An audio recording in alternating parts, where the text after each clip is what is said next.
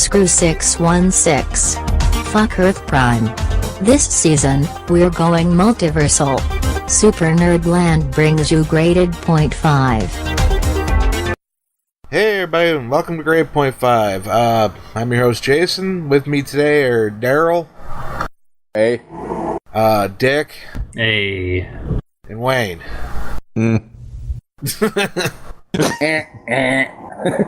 So fucking enthusiastic, Wayne. I thought we could maybe we could start doing podcasts and guttural grunts. It would be a hook. I mean, nobody else is doing that, right? Yeah, we'll appeal to that caveman demographic, won't we? Well, that didn't work too well for that show. Well, to be fair, you don't change it. Well, you don't make a show based off of fucking commercials. So. Yeah. So, this is season 3 now, Graded Point 5. This time we're going with a theme. Honestly, we're getting kind of tired of the politics of the current mainstream comic universes, so we're saying fuck it, and we're just gonna go tripping through, like, what-ifs and Elseworlds and shit like that. See what kind of really weird stuff we can figure out. Essentially, what we're doing is we're going to talk about stories that those people had a means to tell those stories in, but decided, fuck it, let's do it in the real universe, per se. Yeah. Yeah. And since we can't physically, go to a better reality, we'll just read comics that deal with them. Well, right. Better or... Well, yeah, different realities. Not so much better. I guess that's eye beholder type thing, Yeah, exactly. So, obviously, spoiler warning, we're going to spoil the comic for you. The whole damn thing. I wrote up a pretty in-depth synopsis here, and you're going to all fucking listen to it. Yeah, but at the same time, it's like a 24-year-old issue, so... Yeah. In fact, it's exactly 24 issues old. God damn it. 24 years old. So if you haven't read it by now, whatever.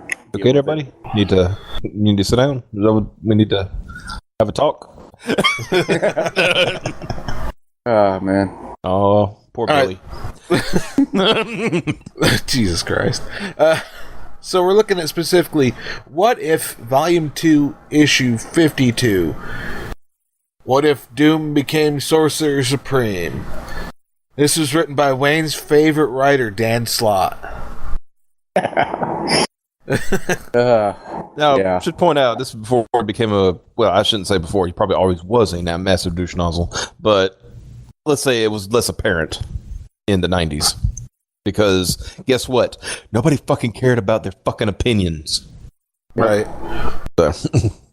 Yeah, there's no fucking panel with Doom talking about unsolicited opinions on Israel. And, pencils are by Manny Gallon. Gallon? Isn't that the real name of fucking Galactus? Yeah, I think they pronounced it Galen. Marty Galen, then. Whatever. Well, I'm talking about as far as Galactus' name. I don't know about this guy. Canonically, it's now Marty Gallon. Manny Galactus. All right, let's go. Yeah. You called him Marty like 3 times. And I almost called him Morty. What are you talking about? Let's go, Morty. We got to review this comic, Morty. This is all done Rick. under one of my favorite EICs, Tom DeFalco. Yeah. Now, rest in peace, Tom, wherever you are. I think he's still around, dude. I think I just saw something from him on Twitter the other day. Alright, now, before we get to dissecting this here plot, this is not a reference to Doctor Doom, Doctor Strange, Triumph, and Torment, but it does kind of dovetail into it. And for those of you who actually give a damn about this weird and esoteric bullshit, this is designated as Earth 938. I have no clue why that is relevant at all, but it is. Well, hey, some people. Every reality needs an Earth because because raisins. It's Earth 2. Wait. What? Wrong publisher. Wrong universe. Wrong side of the aisle. Let's not pull a scrump. Hey, Wonder Woman and Marvel. All right, so this takes the retards place. we let run our social media platform. Yeah. But anyway. But damned if he isn't getting us views. Yeah. Yeah, that's true. But yeah, this takes place starts right after Doom blows his face up trying to contact the underworld before the start of the Fantastic Four. This is when he's tripping through various mystical places trying to find, ways to heal himself and shit like that. And also, where's my mama? Yeah, contact my mama. Gotta find my mama. Yeah. Mama. Oh, god damn it. So, he initially meets the Ancient One, and in 616, the Ancient One turns him down. In this reality, Yao actually sees a spark of decency in Doom that he hopes to expand upon while teaching Doom the mystic arts. And Doom enters into this at an agreement that Yao has to save Doom's mother's soul from hell, which the events of Triumph and Torment would take on in the mainstream. So Doom starts, mixing magic with science, and then just tries to be like this universal badass. And so Baron Mordo tries to call him out, and Doom just fucking plants a nanite bomb in fucking Mordo's head. Yeah. This is Mordo. He's really kind of intimidated by Doom, like at first he's learning shit too quick for his exactly. Yeah. And he's like, at first he kind of just suspects him, and then he, eventually starts to fear him, and squares off and gets a fucking bomb planted in his head. But in a move of infinite naivete and stupidity, the Ancient One, having watched all this just go down, figures it's a ruse by Doom and applauds him for it. Because there's no way that a all-knowing, benevolent being would know anything about science. Right. Or even just be able to use the mystic arts to divine what actually happened. So, while Doom's, learning on the Ancient One, in walks Doctor Strange going, my hands. Like, I can't touch people's innards anymore. Like, hey. What's wrong? What do you want? My hands, fam. My hands. I can't surgery anymore. All right, I can fix that. Let me just chop those off and replace those with robotic hands, Perfect. That's all not right. exactly what I was, but okay. So that's exactly what happens. Yao tells Doom to fucking take Doctor Strange on as an apprentice, and Doom just like, fuck it, chops off Strange's hands and gives him robot hands. Okay. From a Doom bot. It wasn't in the context of the comic, but anybody think that Doom was just like, I ain't got time for this shit. Give him robot hands. Dude, it reminds me of that episode of Futurama from the end of season 5 when Fry got the robot devil's hands. But, of course, the Ancient One notices this and realizes that Doom has none of that humanity that he wanted to bring out in him, or he... the kind of the lesson he wanted Doom to learn was that the mystic arts were about that humanity and shit like that, and Doom just solved the problem in the most pragmatic way possible. He's just like, fuck it, you can't use your hands. I'm gonna replace them with fucking Doombot's hands, and go have fun. You're even better at surgery now. You're better than you were. Now go. And he goes. So the Ancient One just goes, You know what? I'm gonna help this guy out, get his mom out of fucking hell. I'm out. Yeah. Fuck this shit, I'm out, right? Yeah. So he gives Doom the fucking Cloak of Levitation, the Eye of Agamotto. And Doom comes in his fucking armor. This is the first time he's ever fully, armored the fuck up. Right. A cross between his classic Doom look, wearing the tunic of Doctor Strange as well. So. Yeah. And they go off it to looks hell. so retarded. They go off to hell and face down Mephisto. Doom nearly gets ganked from behind by a demon, and Yao turns and fucking covers Doom's ass at the cost of his own. Oh no. Yeah. Suddenly, Dormammu's like, oh shit! You know? No more Ancient One. Like, Time to take down Earth. I have this sudden feeling of freedom. Yeah. I'm gonna go stretch out into this realm and take it over. But the Ancient One's soul manages to actually save Cynthia Von Doom's soul, and they go off to, you know, heaven, whatever. They just go. Yeah, Who knows just where go. they headed. They went to some fucking in between nether realm to fuck for a while before. I mean, for all we know, they don't really. They just leave, and that's it. They're just a plot device. Yeah. Well, yeah. Pretty much. And Doom, of course, escapes hell. So, with no Ancient One, you know, Dormammu does exactly that. He's like, yeah, I'm taking shit over. And, yeah, demons everywhere. The Fantastic Four, who are really just the same exact team without having ever fought Doom. Like, they had no difference to their timeline, apparently. Right. And, they see all this, like, dimensional incursion. They're like, oh shit, what's going on? And yeah, of course, demons. Doom shows up. Actually holds the Fantastic Four hostage with the Crimson Bands of Sidorak. Yeah. Why? To get them to join him. Yeah. Like, look, I don't like you, but I need your help. And you're going to help me whether you like it or not. So just go do it. All right. So Doom sends the Fantastic Four back on the time platform to ye old pirate days, sending them after a stone that belonged to Merlin that can somehow stop Dormammu. Yay, plot device. Hey, every good plot needs a MacGuffin, right? Right? Yeah. So the Fantastic Four shanghai some pirates, and after a little bit of fighting, it turns out they all love Ben and his fucking pirate get-up where he's got this big black beard. So they call him Blackbeard. Yeah, it turns out that they went back in time to find Blackbeard's ship to get this gem, and it turns out that Ben was Blackbeard the whole time. Yep. Like, this was predestined, you know? So he sticks around. Yeah, the Fantastic Three get the stone and leave Ben back in pirate times to be a pirate. Yeah, and everybody's like, you know, fuck Ben. He's an ugly motherfucker anyway. He can hang out in pirate days. And it's not like Fantastic Four couldn't pop back at any point in time and pick them back up. Yeah. Well, exactly. They don't really. That's really. It's because it's Doom's time platform, not their time platform. So. Yeah, but you know, if fucking Reed Richards really felt like it. Yeah, that's true. Throw something together. Yeah.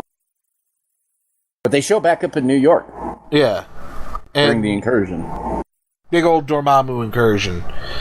The current roster of Avengers and the X-Men, along with Daredevil, Spider-Man, etc., are currently trying to hold back the demons while Doom faces down Dormammu. Reed has this stone and he just kind of vacillates a bit, like, this is giving Doom an all-powerful object, but it's the only way to save us. But it's giving Doom an all-powerful, you know, and he's just bitching and moaning for a bit. Like, it's Victor Von Doom. I know he's going to use this for evil, but if he can stop Dormammu, maybe the lesser evil is... Yeah. Yeah. But then he hands it over, and... Doom immediately just uses the stone to seal Dormammu within it at the cost of his own life. So Doom is like, boom, out. Yeah. Well, close to it, close anyway. To, yeah. So Stark ponies up the money to get him the best medical, treatment possible, which brings it back full fucking circle. His doctor's Doctor Strange, who feels, indebted to Doom for giving him new hands, but is like bemoaning the fact he's not gonna be able to do shit to pay him back because Doom is gonna fucking die. Right. Well, and the thing is too, it seemed that Doctor Strange didn't have that opportunity, through learning the mystic arts to gain his humanity either. So he was kind of cold. Yeah. He basically told Doom, like, this is it. But, that check from Stark's going to make me feel a little bit better about it. Yeah. But yeah. Doom isn't quite 100% dead. He's just, like, half dead or some shit. And, kind of gets the last word in just to be a prick. And out pop a bunch of Doom bots who kidnap Doctor Strange. and take him to the Ancient One's old temple, which in a funny-ass moment, you see the body of Baron Mordo with his head exploded. Yep. It was no idle threat. Because earlier he said, the conditions upon which this thing will go off is if I can either activate it with a thought or upon my death. So it's implied, not even implied, it's straight up, I mean, Doom. If you're looking, Doom died on the table. So, So, yeah, but and then Mordo. But the Doombots tie Strange to a chair and overwrite his mind with Doom's, and creates a universe where Doom just overwrites himself onto a succession of people, and keeping a line of Sorcerer Supremes, all just subsequent versions of Doom. Yep. Doom will forever be Sorcerer Supreme. Was it? I'm guessing this was before it was established that the Ancient One didn't really bestow the title of Sorcerer Supreme. It was the deities who did it, right? No, this was in the 90s. That was, handed down in the 80s. Okay, I didn't know it because... So this is really Dan Slott ignoring. Yeah, of course, with Dan Slott. Some things never change. And so that's the story. And there's a backup story in that issue, but we're not going to get into it. I think there was. Or it could have just been that I went to the next issue. Probably went to the next issue, because I didn't see the backup story. Yeah. But that backup story was another issue altogether. Yeah, it could have been in a different issue entirely, okay? Might have been a little stoned when I was reading this. I just want to point out that this issue of this What If played out exactly how I thought it would. Everything that happens in there is according to Doom's character. Dan Slott actually did a really good job of writing this, and I don't like saying that. Well, now, see, I completely disagree. I felt like where Doom was concerned, the characterization was strong. Where everybody else was concerned, it was shit. Yeah. Mm-hmm. It was complete shit. It's not, I'm going to say this. It's going to sound bad when I say this, but it's not hard to write Dr. Doom. You just basically have to have a self-centered asshole. Right. You write a self-centered asshole, and you have Dr. Doom just with powers. I will also admit, Dan Slott's characterization of Ben Grimm is also spot on. Yeah. That would be something Ben would do. Now, yeah, but I would take issue with the fact that the other three wouldn't just let him do it. Like, no, Ben, that's stupid. Come home. Yeah, very, very little pushback, from the rest of the dude, keep in mind, by this time the Battle World shit had already happened, where Ben wanted to stay behind there. Yeah, but guess what? He still didn't. Well, that's because the situation made it so he couldn't. Well, wait a minute now. Did Battle World... Because if you look at... The reason that was another question I was going to ask your opinions on. Did this take place in the 60s? Because if you look at the costumes, these are like... when they show the other heroes and stuff, these are like starter costumes, like the first X-Men costumes, the first Daredevil costume. Right. I think it was definitely set during the time where Stephen Strange would have become Sorcerer Supreme, so yeah. That makes sense. Here's the thing. All right. Not only is it starter costumes for the Fantastic Four, the Avengers roster at the time was Giant Man, Thor, Captain America, Iron Man, Wasp. So it was at least after Hulk had left the team. So after Avengers 2, Giant Man at the time was Hank Pym, so yeah, that's 60s. Yeah. I will say, as far as characterization goes, since I'm on that subject, the Ancient One was written terribly. He was written like a naive, he was very much a plot device to move Doom to where he needed to be, rather than, accurate to his character. He was straight as kind of dumb. Mm-hmm. And when he was in hell and he sacrificed himself and he was like, he had his Obi-Wan moment where he was like, strike me down and I'll become more powerful, and then he did, and then he fucked off with Doom's mom. That was the closest we could get to the Ancient One. But also, how about that Mephisto nerf? You're right. I'm just like, I couldn't get over the tits. I was getting ready to say, yeah, like I'll get into the art in a minute, but yeah, me too. But that's it seemed like you said, it was kind of like the movie line. You know, like I said, this is what if. You can't really bang on it too much because it's a what if. But at the same time, you know, it's kind of like we've talked about before. You want to see some consistencies, you know. Well, that's the thing, Wayne. With characterizations, you know. But go ahead. That's very much the thing, because like if you've got the what ifs are more about the scenario than everything else. So if you've got to shift characters like drastically to get them to that place, you know, that's what kind of rubs me the wrong way. You know what I'm saying? Because I've never seen a portrayal of the Ancient One as being just a idiot when it comes to science in modern times. Right. It's or like just not having the insight to know when somebody's bullshitting. But yeah, or like, oh, I sense some good in him, you know, in this guy, so I'm gonna like, you know, teach him. But at the same time, I don't sense absolute evil in him that he would actually do something like put a bomb in somebody's head. Right. Oh man. But I think the biggest problem for me is that I feel this story needed room to breathe, and that's where this is a really good example of how the single issue what if format, you know, how it can kind of hurt a story, I think. Because I think the story was intriguing enough, and I think if given a few issues, it would have been more interesting, you know, because there was a lot of stuff that was really truncated just to get from point A to point B, and you know, so... You know, that is and that's not always the case in What If. You know, quite often they can tell a really good self-contained single issue story. You know, but this one, there was just so much, and maybe it's just because, you know, I think we all share an appreciation for Doom, and I think it might be because of that, you know, that I wanted to see things given breathing room. You know, be like, for example, like, where did his mom's soul go? You know, like, yeah. Did it go to heaven or whatever, you know? Right. And Doom, given his obsession with that, and that was actually didn't it play out in the mainstream or the mainstream universe as well? Yeah.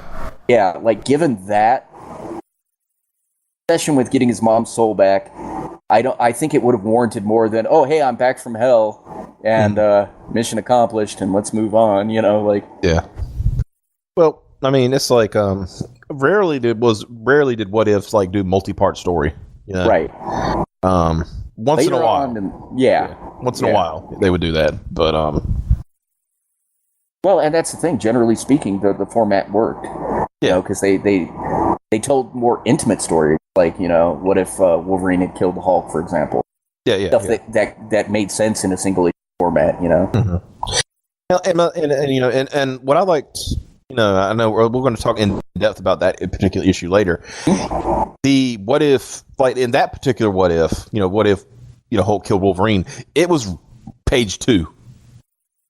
Yeah. You know, page 2, Wolverine's dead. And then there's a story about the fallout. Yeah, and then there's a story afterwards about what happens afterwards, you know.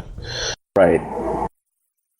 So, I mean, it's just, it's like one of those things like, okay, I understand telling the story because this is taking a character. Let's say, you know, we're deleting Strange at that point and putting in Doom. Right. You know, and then Doom is the plot point at that point. And so, you know, you got to tell some of the, you know, like him learning and things like that. And that was another thing you noticed. Remember how he said, "I'll never call you master," pretty much? Yeah, you know, he basically said, I can call you teacher. And then he called him master. Right. I was like, yeah. Whoops. Little inconsistent, but like I said, with Doom, I think it was okay. I mean, Doom, I would expect that from Doom. Yeah, I would expect him to try to set himself up to be forever Sorcerer Supreme. You know? Oh, absolutely. That was not against character at all. Right. That's absolutely something. I mean, like, how many times he tried to steal the Silver Surfer's power for his own? So I mean, you know, it's whatever. You know, that's fine. It's just like I said, maybe the things around him were. Yeah, and that's what it was. So, about that art. Oh God, how inconsistent was that fucking art? Oh my God. Can I just say something real quick? I've never seen in a comic, and I've read quite a few comics now since joining the podcast. I've never seen a panel go from looking passable and being decent art to looking like an 8-year-old drew it. this is why I asked the question, do you think it took place in the 60s? What it looked like was this artist was trying to emulate the art style of a, say, Ditko. Yeah, but then he would emulate the art style of Ron Lim. Yeah, and then like failed miserably and just squiggled all over the place because those art styles back in the day, even like Ditko and artists of that genre, and even like earlier stuff with the DC and stuff, it was hard lines, defined, bam. It's like in some cases he tried to do that and then it went crazy. Yeah, like like Ben, looked different in 4 different panels. Yeah. If you didn't say right next to each other. Yeah, if like this is the thing, if you didn't know that this is the thing, you would think that he drew 3 different monsters. Right. From the same race. And that that just look differently, Right, and that was my problem with it, the inconsistency of the art more than anything, like just from panel to panel and shit. Well, here's a bit of a rundown for you. Manny here has drawn 3 issues of What If that are of no real consequence. A New Warriors annual, and 2 issues of What The, a random issue of Alpha Flight, and then a bunch of Transformers Generation 2. That's kind of an eclectic portfolio there. But still, it's only like 4 by 4, 16, 18 fucking issues he's drawn. And what was the last issue they've got on? That would be Transformers Generation 2, Volume 1, Issue 12, from... what's the date? October 1994. Okay. So, I'm going to go... I had most of that run. And I remember from issue 1 to 12 that it was just all over the place. There was no how do you fuck up a robot? Right. Well, he didn't come in till issue 2. Well, still, even issue 1 wasn't great. Okay. That's what I'm trying to get at. But yeah, I mean, and the inconsistency of the art really was the biggest thing. Like, I mean, it seemed to me like the guy had some underlying talent there, but it just wasn't evenly applied. And like you said, I mean, the same character would show up looking 4 different ways in 4 different panels, and and there were some things that he straight up cribbed from like Ron Lim, for example. Like I noticed Ron Lim's style in his Mephisto in one panel, very much Lim-esque and stuff. And those fucking man tits, those horrible red floppy tits, man. I can't. I know that's usually how Mephisto is drawn in that style or in that form, but God, I didn't need to see it. Or could have at least big, been fluffy drawn man tits. I can look in the mirror, and could at least have been drawn by somebody better. Yeah. And I think that's the most egregious thing about the book for me, and what kind of causes it to fall apart. I think if the art were stronger and more compelling, I could have forgiven the little weird story inconsistencies. But I was so frequently driven out of the story by how jarringly bad the art was at points, or just plain inconsistent. So, and the worst part about this, it is such a great fucking concept. Absolutely. I mean, think about when Doctor Strange was ruled unworthy after the events of World War Hulk, where he opened up to Zom. What if Doom was in the running? They showed him. What if he had been? That would have been fucking amazing. That would have been compelling as shit. And maybe even gotten a redemption arc out of Doom years before he finally did get one. Mm-hmm. But no, instead we get fucking Secret Wars. Yeah. Look, just because we're going to focus on our what ifs and our, Elseworlds doesn't mean we ain't going to shit on this every once in a while. Yeah, right? Yeah, I mean, Well, we might even cover Volume 1, Issue 10 at some point. Which, I believe that's what if Jane Foster became Thor. It's funny how modern Marvel is cribbing from its old what if shit for story ideas. Right. But Does it surprise you? I mean, no, not at all. But if we're talking about writing in this book, Dan Slott hadn't gone full retard yet, but well, we don't know, but well, maybe he did, but it wasn't. Yeah. It didn't come through in his writing. right. That said, the writing was very much a product of the time. Well, yeah, I mean, it was 93. It was just like, hey, you know, Right. put something out. You know, Yeah, it's just those peculiar ways the characters spoke. Those strange affectations and stuff that were definitely a product of the time. over explaining everything. Yeah, I mean, that goes back to the formula that Stan put in place, which was way back in the 60s. His whole thing was, which is a good, in a way, it's a good way to put it. It's at some point, every comic is somebody's first comic. Yeah. So you have to have something for to explain what's going on.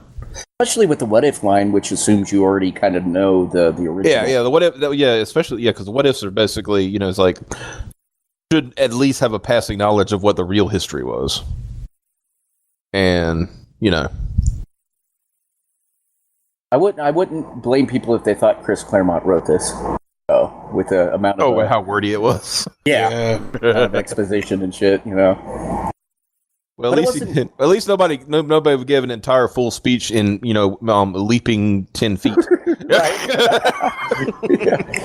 Yeah, and we're going to give you our entire motivations and everything, as we're doing this act. Mm-hmm. But no, I think like I said, the most jarring thing about the writing for me was just I don't know. I felt like the Ancient One was portrayed as a basic bitch and a retard just to get Doom where he needed to be.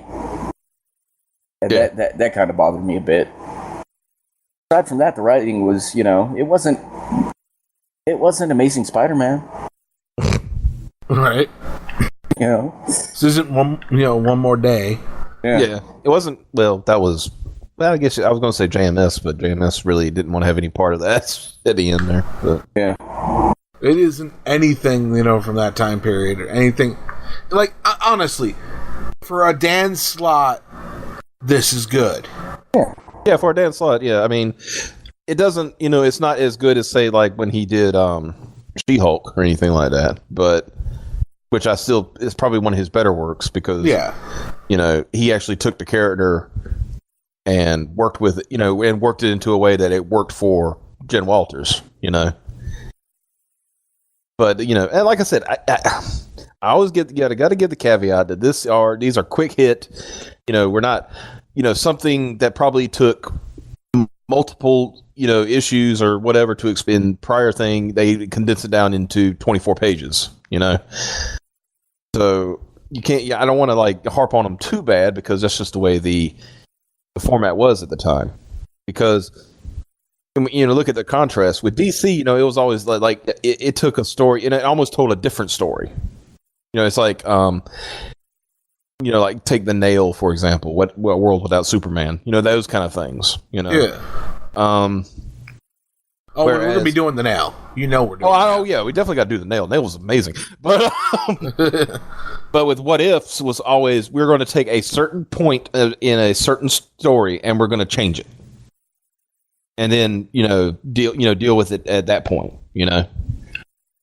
I'm saying a lot. I'm sorry. Yeah. And it was always about turning an event on its ear, and that's why I love, the Watcher showing up and saying, here's the world as you know it, but what if this one thing just happened slightly differently or whatever, Right. It kind of sets the tone for the thing, but I also think this says something here. I just got done looking at it. This is only the first 2 years of Dan Slott's career. Oh. And he had never written anything other than a few issues sequentially of Ghost Rider. And basically he was spot writing. He was spot writing, the entire time. Yeah. Really hadn't found his flow. Yeah. He was one of those guys, and they still got people like that today in comics. But those guys okay, we got a guy who does he'll do a 6-issue story. We need a guy to come in and do 2 issues, and then this guy's coming back to do another 12 issues. Yeah. to kind of break it up. And he was that guy, pretty much. At that point, I'm sure, because I didn't know Dan Slott had been around since the 90s. Yeah, that was something I was surprised to learn too. That kind of surprised me. I thought he was like maybe like early 2000s. I guess that's when he gained prominence. But right. But the book, like I said, the only thing I didn't like was just the about the writing was just the inconsistencies of character that were kind of forced to serve the plot. Yeah, you were worried about the characters around Doom, not Doom itself. Yeah, that's one thing about What If as a whole, though. You get a lot of that. Right. But I didn't mind that less time was spent on those characters because I understood you've got 24 pages to tell a story. Right. You're not going to have a whole lot going on and stuff. And when I say I would have liked to see things expanded upon, it's just because the underlying story was so interesting. It's not a knock on the book itself necessarily. Right. It's just like this is a story I think would, if given more room to breathe, would have been even better. Yeah. So.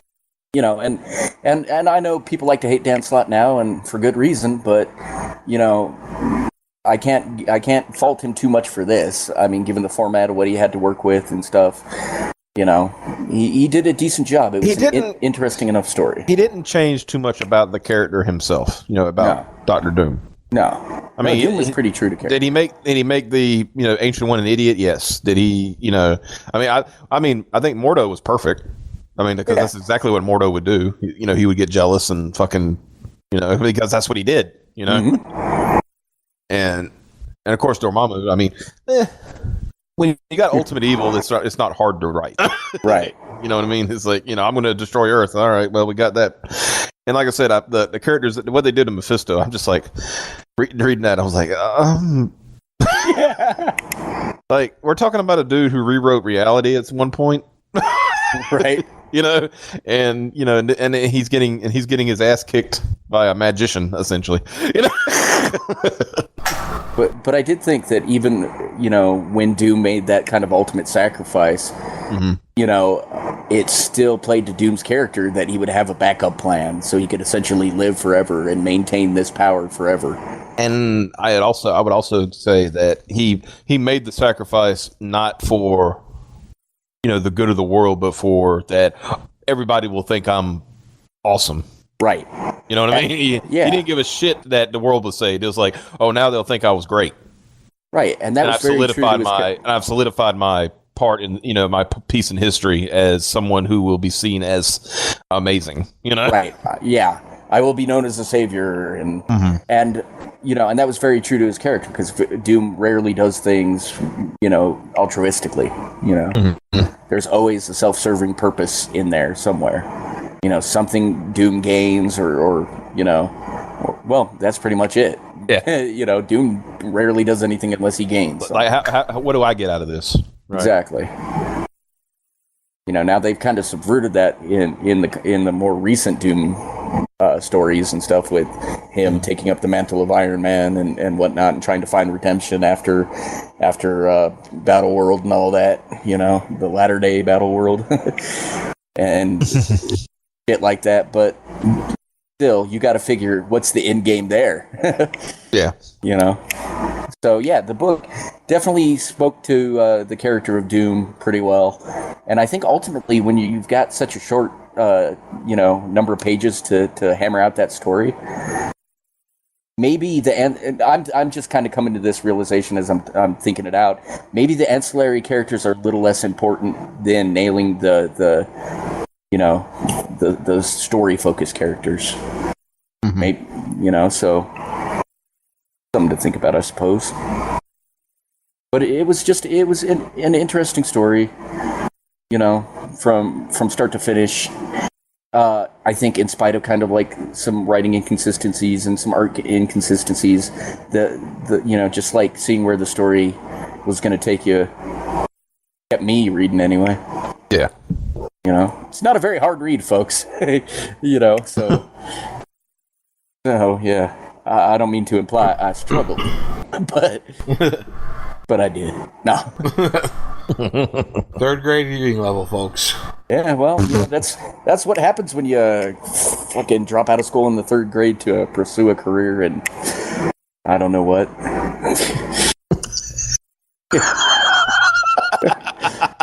God damn. Hey, What? let's stop airing out my dirty laundry here. Yeah. Okay, so I had to have somebody else read this comic book to me and explain it, okay?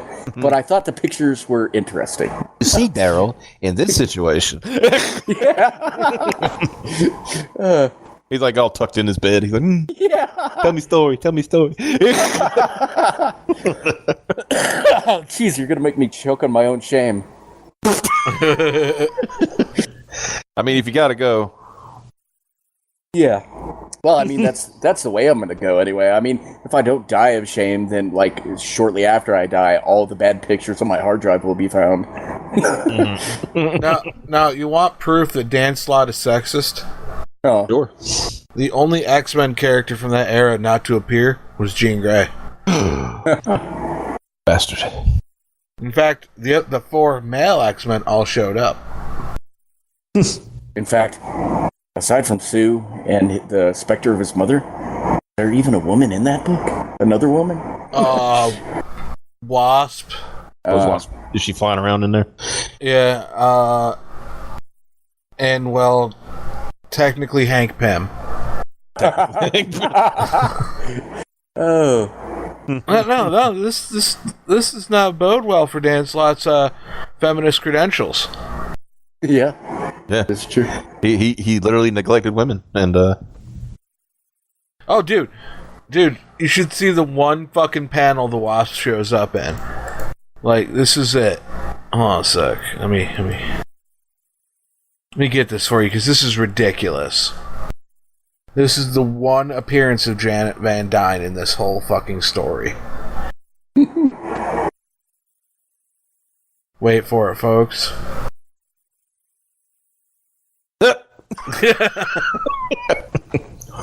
I thought that was an actual wasp. Literally, it's like its whole thing is like 5 lines. It's like it looks like a bottle rocket with wings more than anything.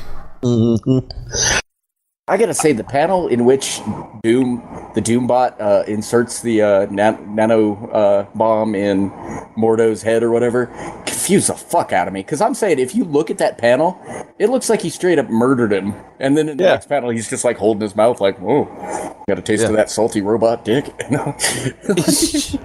Like, I mean, yeah, it doesn't like. How did he shove it in through his, under his chin? Because that's what it looks like, right? But then he's holding his mouth, like, oh man, what did you do to me?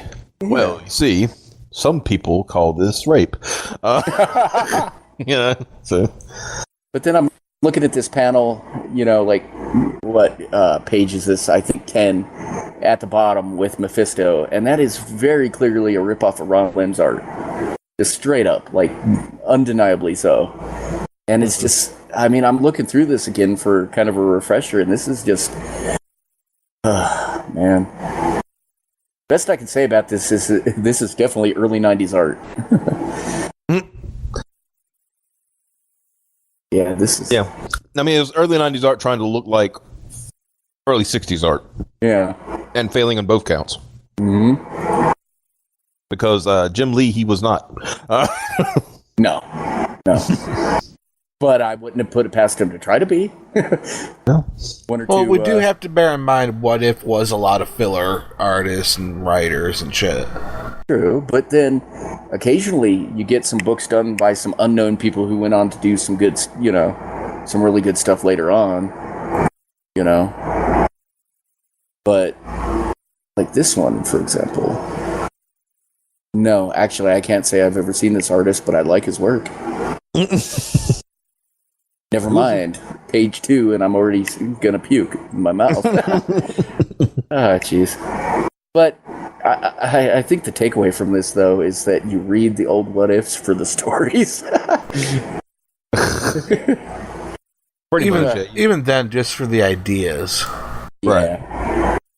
Like I said, it was we were talking about this the other night, Jason. It's the sandbox that you were allowed to play in, where you couldn't mess around with regular continuity. You could play around in this one and do weird things. Mm-hmm. Oh man, and I was just looking at these issues, going through a few of them here, and of course, the Watcher opens them all, Mm-hmm. and then you've got like latter day fucking what if stuff where like Brian Michael Bendis fucking self-inserted as the teller of the tale. He's sitting at a bar going like, "Hey, how's it going, guys? I'll tell you a story of this and this."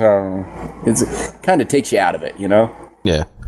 Because it's like, okay, well now this comic book's writer, in air quotes, writer, is telling us, well, what if we had decided something else editorially, Yeah, essentially. Yeah. It's not like playing in the sandbox of the past. This is like, hey, if we went the other way, kind of. Yeah, and that's not as interesting. But that is a discussion for a later time, I think. Yeah. But yeah. So, Dick, did you have any opinions about the issue? Is Dick dead? Oh no. I'll do it for him. I'll do it for him. Gay, to be honest. The cancer finally got him. Press F for respects. Oh. I'm gonna be sad for like 20 minutes. And then I'm gonna masturbate. Well, I was gonna do that anyway, but I'll do it. Okay, look, I'll combine the two. I'm gonna be sad and pathetic at the same time. Yeah. Oh shit. Tears will be my lube. God damn. What? Yep. Yeah. Yep. That's donate to your comic book legal defense fund. Oh no, this horse shit ain't over yet. No, okay. This has been graded 0.5 forever. Shit. Join us in hell. I'm looking through this comic and it's just like, dear God, man, why did I read this? I know. You see the cover and you're like, hey, that'd be interesting. And you're like, oh. I mean, it's okay. You know what's funny is down between the 3 panels it takes for the Ancient One to hear Doom cutting off Strange's hands, him getting down the hall and opening the door in panel 2, and the reveal in panel 3, Doom has hooked up these hands fully. Yeah. He literally did it like fucking Robot Devil style. These are good hands. They're really good hands, man. Your hands are so cold, but hell is so hot. Can I have my hands back? Yeah. No. You're not nice. Yeah. Can I? I was going to try to do the voice, but then I started going into Pee Wee Herman there. Yeah. Hey guys, can I have my hands back? Actually, I wish we had read issue 82 or 83 instead of volume 2, because that's Daredevil. What if Daredevil was the disciple of Doctor Strange? Oh, that'd be interesting. Yeah, that'd be something to pick. That'd be an idea. Like take we should pick a character and like find 3 issues of what ifs about that character. Yeah. Actually, Daryl, if memory serves, it's not as good as you think, because Doctor Strange isn't master mystic arts; he's a fucking ninja. Yeah. Okay. Yeah. So it's less. He looks like he fills the stick roll. Yeah. That's so stupid. I know it's a what if, but still. And I'm looking at the what if right now that actually launched the MC2 universe. What if Spider-Man had Spider-Girl? Oh yeah, Spider-Girl, and yeah. That was actually a pretty good little alternate reality. Honestly. Yeah, it wasn't bad at all. Yeah, I mean, it took it kind of it took like the future where it could make sense. Right. Yeah, you know what I mean? It's like, oh yeah, this works. That you have the next generation of heroes. Hey, a lot of them were women, right? So, but they didn't. Here's another thing: they didn't have to like ape the other characters stuff. Those other characters are still around. Right. And not only that, but like it was a cheerier kind of fucking future too. Right? Yeah, that's what I was like. Yeah, it's all dark, grim, and gritty. It was actually like I mean, was it Cap's like daughter was named American Dream and. Yeah, and then you had the Juggernaut son or something like that. J2, and you had was it Wolverine's was her name Wild Thing, Wild Child? It was probably Wild Thing because Wild Child was taken from a. But like even just Spider Girl herself, that was like Peter and Mary's daughter living instead of being absconded with and then never fucking mentioned again. Like our child is dead, not really, but we were never going to talk about it. Yeah. Oh, and also reality has been fucked with, so. Yeah. Whatever. But then you got Mary Jane over there still remembering all this, and she's like, I'm just going to keep it quiet. Keep it to myself. Oh, what Lord. if Mary Jane is Mephisto?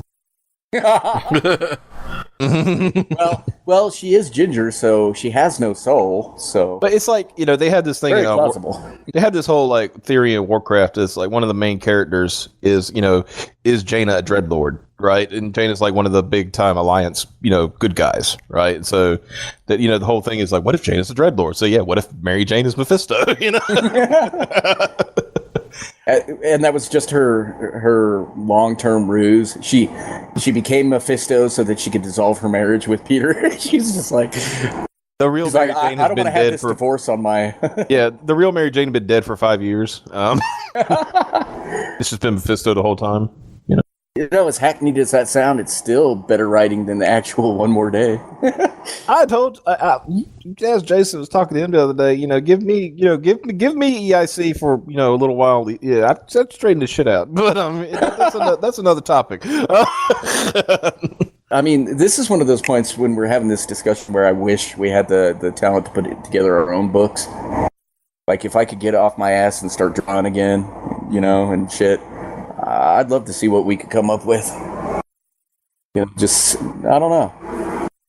That's something we could talk about offline. But I'm just thinking it's going to turn out to be fucking the second coming of Sonichu. So no. I mean, I think you can draw a little bit better than crayons.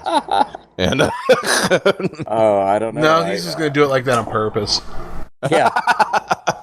No, fuck crayons. I'm going to draw with my shit. Okay. What if it like real avant-garde stuff? Okay. Think about this. What if the fucking art is terrible? And I'm not saying you're a bad artist, Daryl. I've seen your shit. You're actually really good. But I'm just saying, what if the art was terrible, but the story was really deep? Yeah. It's like it's got layers and nuances. What the fuck? Yeah. This art is shitty, but I can't stop turning the fucking page. Yeah. It's barely above stick figures and shit, but people are like, my God, this is amazing. Eisner Award-winning shit comic. This comic is literal and figurative shit, but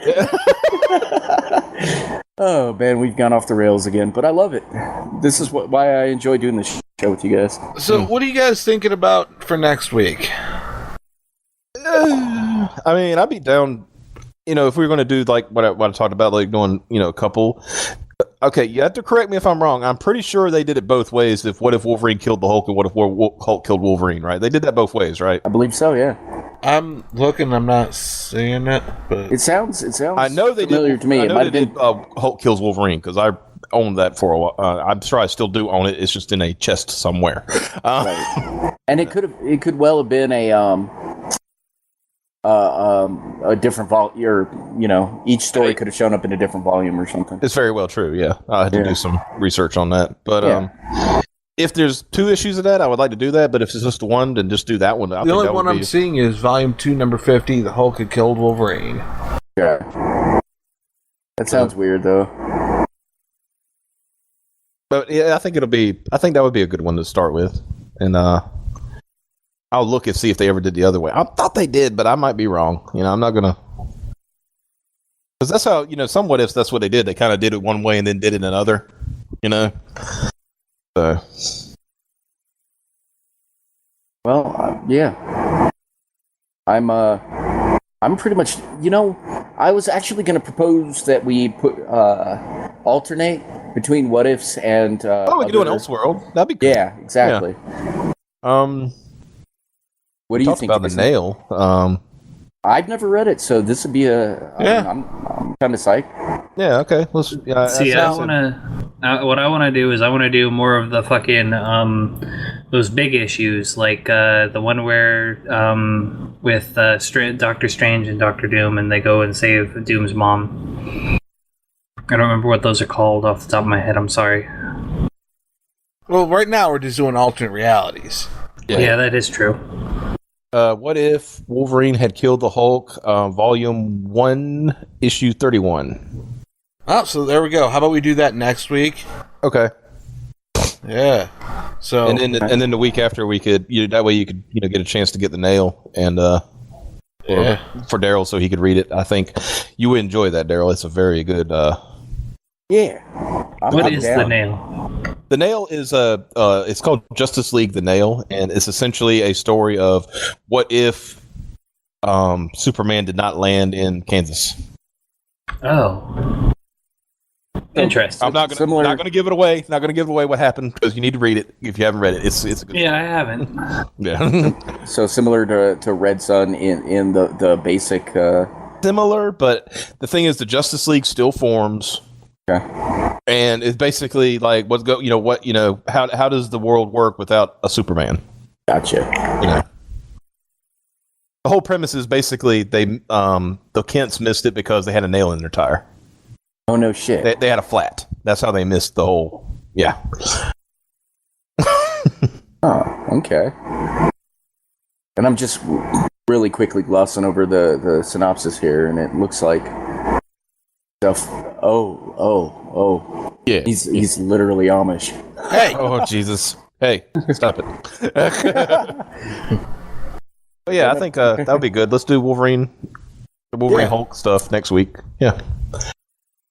Sounds good to me. all right. Well, in that case, support your local comic shop. Support the Comic Book Legal Defense Fund.